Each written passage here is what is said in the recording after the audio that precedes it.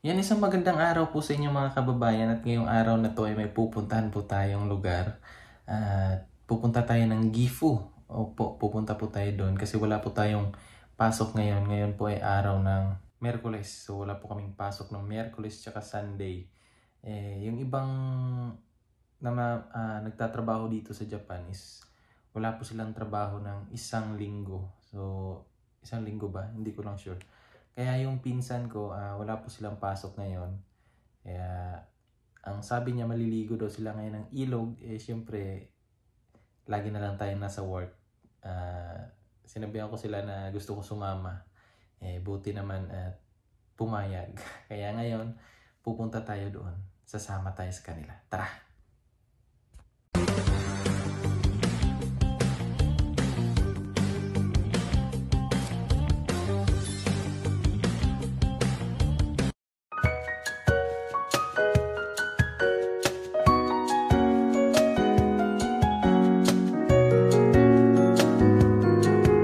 Ayan nga po mga kababayan, at sinundo na po tayo ng aking pinsan at papunta na po kami dun sa ilog na kung saan po kami maliligo. At habang tinitingnan ko po yung mga dinadaanan namin mga kababayan, ini-enjoy ko po talaga yung view na aming nadadaanan kasi sobrang ganda po talaga mga kababayan. Talagang hindi ka magsasawa sa view, sa ganda, lalo na pag ganito yung mga makikita mo sa daan, di ba? Sobrang payapa tingnan, tapos yung mga bundok. Naaalala ko yung panahon na nasa pa po kami, nasa mga misyon kasama yung PB team, kasi talagang ganito yung mga nakikita namin yung mga bundok, yung mga kahoy, yung mga lugar ng mga katutubo mga kababayan. Kaya isa din to sa mga na-miss ko kasi yung buhay ko ngayon dito nasa trabaho, tapos pag uwi nasa bahay, ganun. Kaya yung ganitong view na mi-miss ko talaga mga kababayan.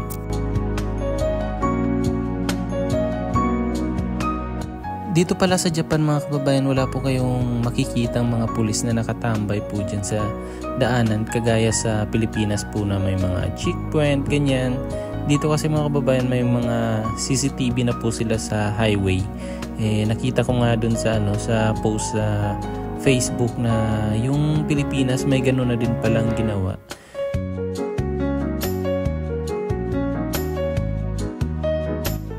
At isa din po nasa maganda dito sa Japan, hindi po traffic. Kahit maliit lang po yung kalsada nila dito, hindi po siya traffic talaga. Gaya nito, papunta na naman tayo sa medyo mataong lugar or city. Pero tingnan nyo naman yung daloy ng sasakyan, di ba? Tuloy-tuloy, hindi kagaya sa Pilipinas na talagang hihinto ka pa ng mga ilang minuto dahil sa traffic. Kaya ayan, napakasarap po mag long ride dito sa Japan, or yung chill ride kasi 'di ba? Talagang mai-enjoy mo, tapos ganyan pa yung view mo, ay ang sarap talaga. Dito din po pala sa Japan mga kababayan, napansin ko kasi yung mga sasakyan nila dito. Dalawang klase po yung plaka nila or yung mga plate number nila. May ibig sabihin din po pala yun mga kababayan. Pag kulay dilaw po yung yung kulay ng plate number ng sasakyan, ibig sabihin po pwede lang po kayo magsakay ng 4 na tao po dyan. Tapos small cc lang po yung sasakyan na yan. Tapos pag yung naka white plate naman po, yun po yung pwede magsakay ng 5, ganyan. Tapos ano din po yun, medyo malakas po yung makina nun. Kaso nga lang po medyo mahal po yung babayaran nyo dun sa tax.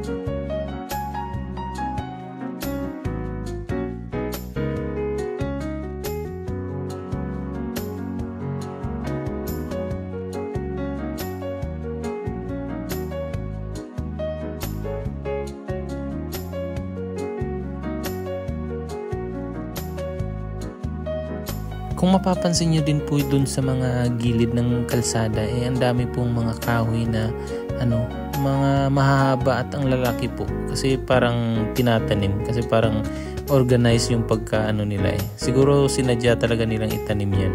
Tapos eto din po, ang ganda din po nung nila. Yung tawag dyan?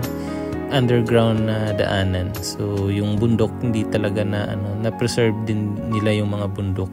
Yung sa taas may mga puno-puno pa rin, may mga gubat, kaya ang galing isipin dito sa Japan. Sobrang talino nila. Dito banda sa Gifu na to mga kababayan, medyo na po siya. Yung nasa tuktok na po siya ng bundok, kaya malinis po yung ilog, masarap po maligo. Tsaka madami pong naliligo dito sa pupuntahan natin na ilog. Kasi nga po medyo mainit dito sa Japan, kaya yung mga tao naghahanap po sila ng mga lugar na malalamig na pwedeng magtampisaw. Tsaka yung Gifu po, kilala po siya na yung mga bundok-bundok ganyan sa mga ilog, kilala po yung Gifu dyan.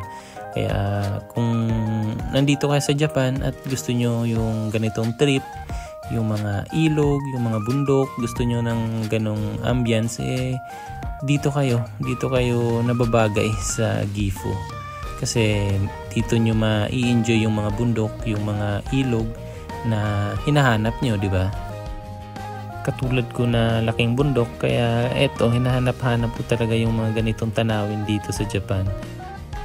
Kung papipiliin nga po ako kung sa dagat or sa bundok or sa ilog, mas pipiliin ko po yung bundok tsaka ilog.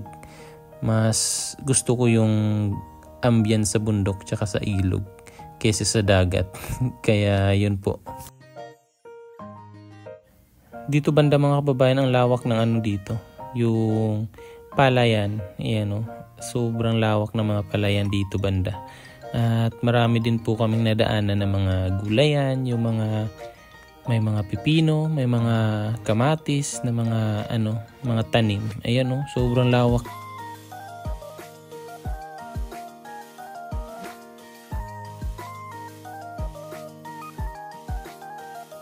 I-enjoy muna natin yung ganda ng paligid mga kababayan habang pumupunta tayo sa ilog. Kaya mananahimik muna ako.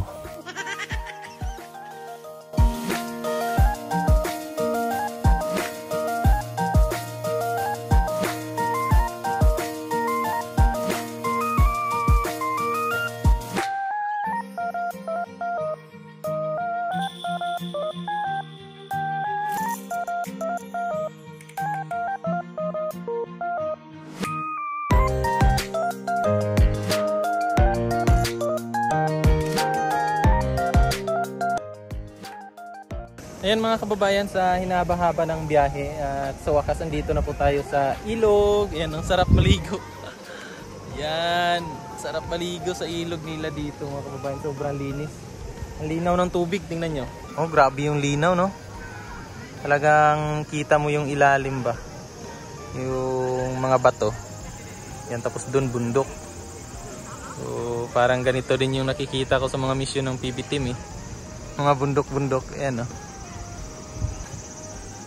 Yan sobrang linaw. Grabe. Ang linaw ng tubig. Ang linaw. Kaya punta na tayo sa baba. Tara. Kagandahan dito mga kababayan kapag may sasakyan ka sa Japan. Kung saan mo gusto na pumunta, makakapunta ka. Kaya dito. So, may mga magagandang tanawin, pwede mong puntahan kung may sasakyan ka lang, 'di ba? Kung wala, doon ka lang kung saan ka malapit. Dito, ang ganda. Diyan sa baba sina kuya Yan, na sila. Ka-tent lang. Ang daming naliligo. Linaw kasi ng nila dito. Ng ilog. Kawa kung tawagin.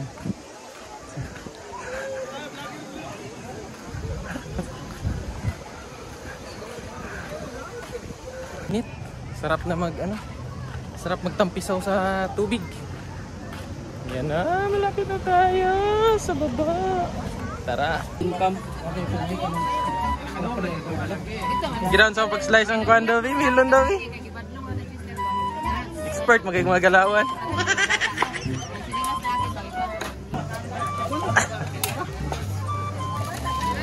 Sini deh si Sir, ada yang bulan si Sir.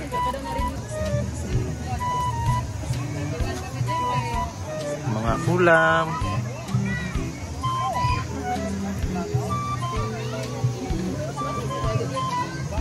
Hindi mawawala yung ihaw na manok. Inihaw. Yan po. May melon, may biko. Daming ulam. Daming ulam dito. Ligo tayo mamaya.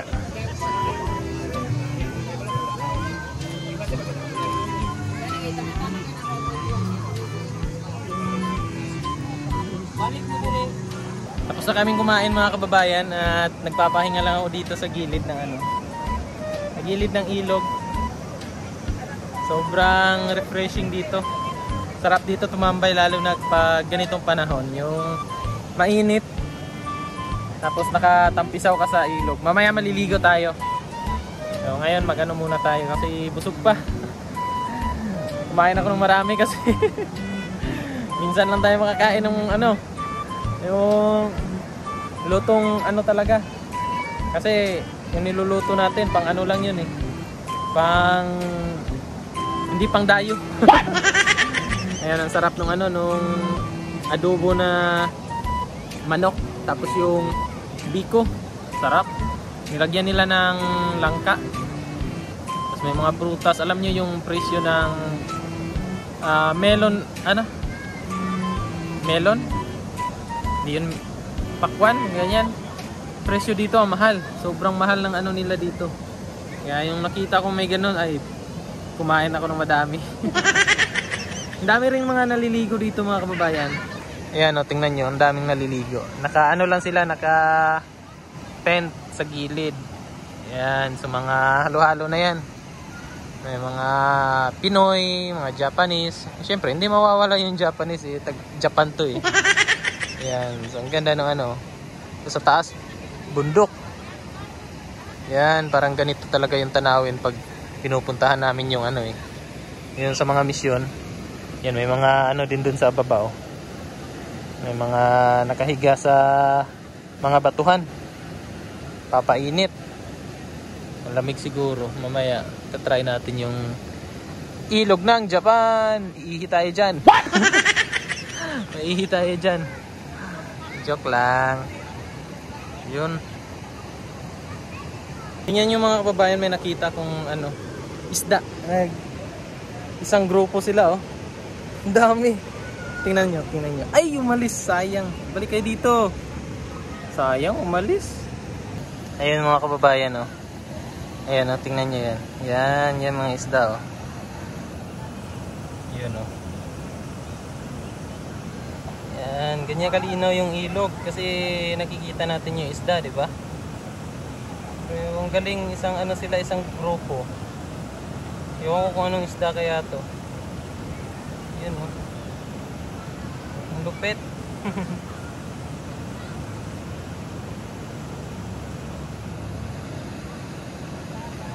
Ang lupit ng mga isdang to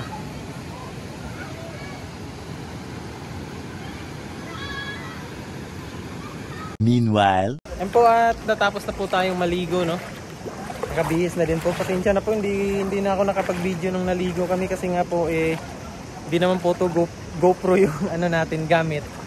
So bawal sa tubig.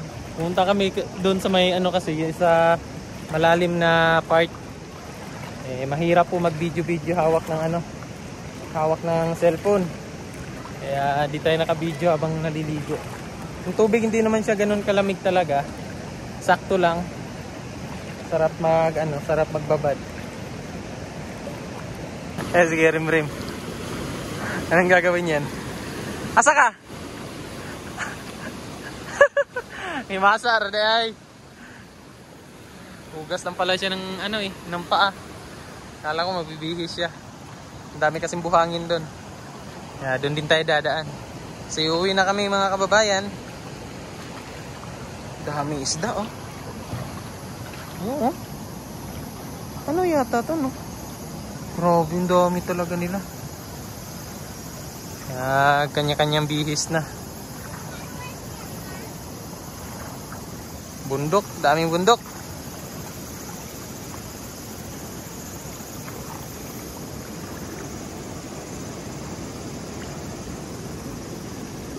Bukas trabaho na naman.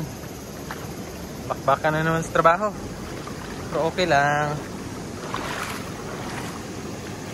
Uwian na.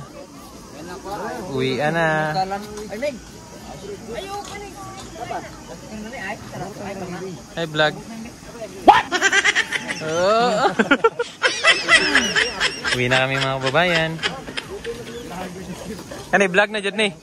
Oh, vlog na jud ni. Okay, this is the end of our summer in Japan. We are now in swimming Pool. lake of Sa lugar ni dire? river, the flowing water. Sa lugar ni dire? Sa lugar? This is Muri City. Mori. Yan, Mori City. Mino. Ha? Mino? Ah, Mino City. Sa Mino City po kami. Yan si ano. Napay ice ya? Hawa eh.